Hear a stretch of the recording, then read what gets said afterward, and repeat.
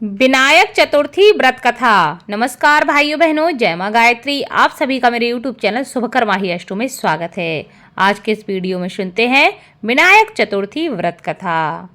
एक समय की बात है, एक बार भगवान शिव और माता पार्वती नर्मदा नदी के किनारे बैठे हुए थे।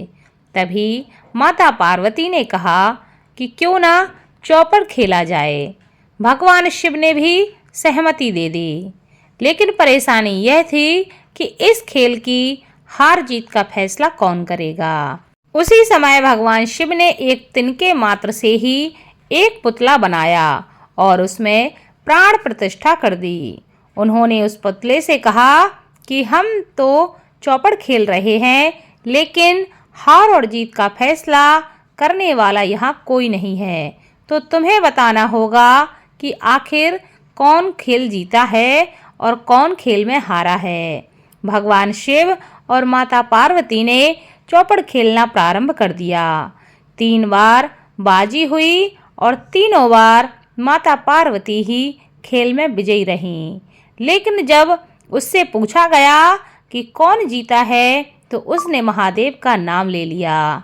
यह सुनकर माता पार्वती बहुत ही क्रोधित हो गईं।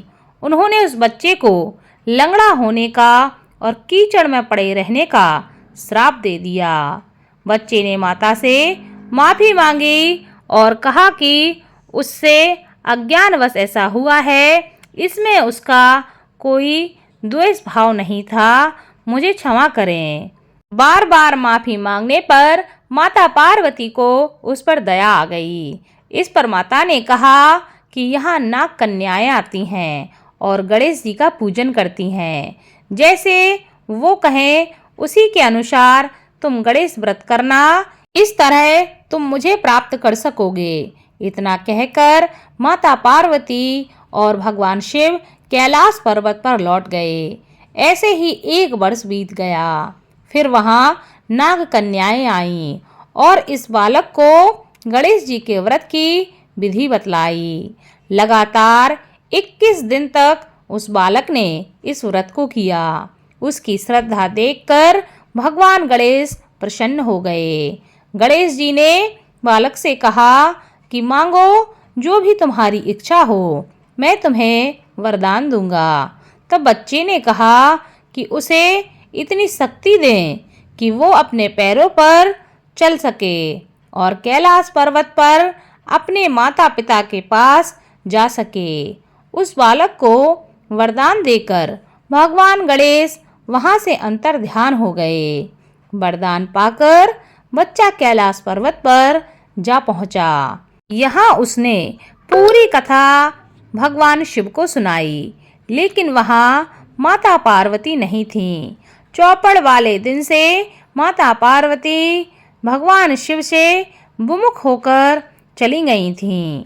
ऐसे में उन्हें वापस लाने के लिए बच्चे के कहे अनुसार 21 दिनों तक भगवान श्री गणेश का व्रत किया। इसके प्रभाव से माता पार्वती के मन से भगवान शिव के लिए नाराजगी समाप्त हो गई। जब उन्होंने इस व्रत के बारे में माता पार्वती को बताया, तो उनके मन में कार्तिकेय से मिलने की इच्छा जागृत हो गई। फिर माता पार्वती ने भी 21 दिन तक भगवान गणेश का यह व्रत किया और व्रत पूरा होने पर कार्तिकेय जी स्वयं अपनी माता से मिलने के लिए वहां पर आए।